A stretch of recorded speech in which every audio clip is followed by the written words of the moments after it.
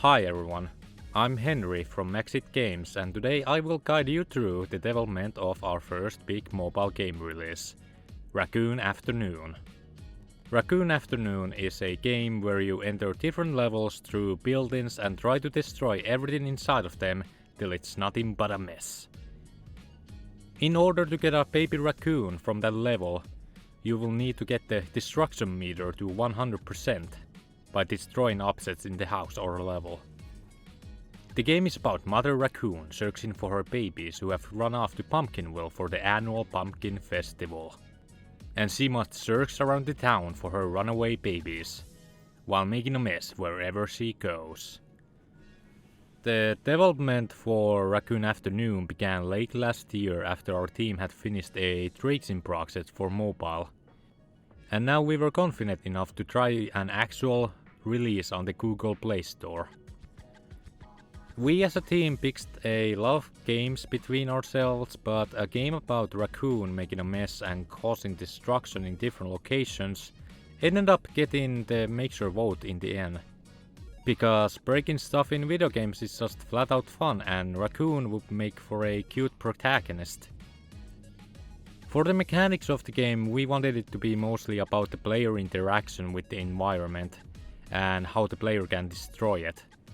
The player would be able to double jump in order to reach higher locations within the level and also to synergize with another mechanic in the game that we called Ground Slam. Ground Slam can only be activated while the player is jumping and it will cause the raccoon to slam directly down and cause a shockwave that will knock down and push objects in the game. The player also has a dash ability for mobility and to push through objects in the game. Different objects in the game can only be destroyed with only the ground slam ability or by dashing through them. The player themselves will push other objects automatically. The final mechanic of the game is an interactive pop-up that appears with certain objects in the game. You can pee over mats or claw through a sofa. By finding hidden raccoon babies or gaining them at the end of levels, your family-sized army grows stronger. And you have an option to take that army with you to the levels for an assistance. One mechanic had to be scrapped during development.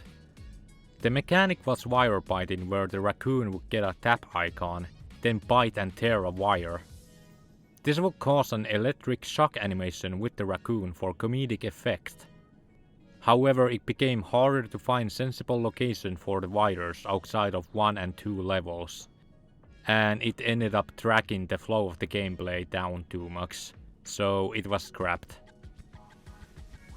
We wanted the game to have a relaxing and fun atmosphere, so the game's art style takes heavy inspiration from the Animal Crossing series, with its colorful world and shape language similar to cartoons.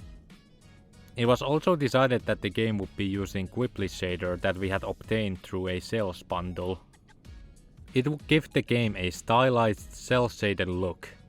Finally, we would be using a color gradient map with the game in order to make sure that all the artists in the team had a base to textured props with, so that the style would look consistent between all the artists.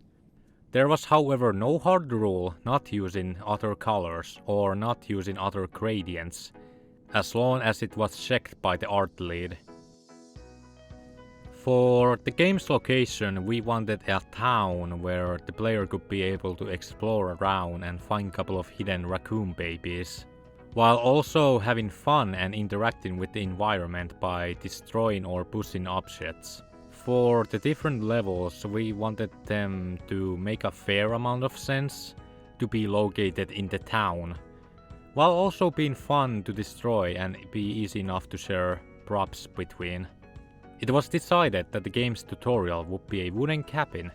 Meanwhile, in the town you would have a family house, a laboratory, a bar, shop and a museum. Museum? Museum, sir. You can complete these in whichever order you want. And once you beat them all, you unlock a new school area, and afterwards you can head towards the Pumpkin Festival, where the ending of the game is located. In Pumpkinville, there are different kinds of props and areas, but since the beginning, cars were a fun and lively element to our game. At the beginning, our game only had one straight road where the cars would drive by. The player could actually knock themselves out and cause a trackdoor mode to activate, where the player would go flying away, similar to Gmod games. However, during development, trying to make more interesting roads with turns and shocks proved to be more time-consuming process than we had time for. So ultimately the car roads were reverted back to straight roads, with a compromise there being 4 different straight roads now to keep the cars more populated and lively, with a simpler path system. For the town's villagers, we based them on the Animal Crossing player characters, and we were able to find an Animal Crossing styled base mesh that would fasten the process of creating NPCs. Since the game won't be using AI, the villagers will only be adding flavor to the houses and make the town feel less deserted. However, the NPCs do have facial animation by rotating their face texture along with an animation. These faces and animations are triggered by emotions that the villagers express through speech bubbles in the game. There's neutral emotion, but also sad and angry expression. Currently, we also have a villager broom sweeping animation, to add a little more life to them. Maybe more animations like these can make it in the future. To go along with this, the building mesh also changes to a DMX version once the level is cleared. On the next episode, we will talk about the game's UI and the level design. If you enjoyed this video, be sure to subscribe so you can keep updated on the development of Raccoon Afternoon. And leaving a like would mean a lot to our team too.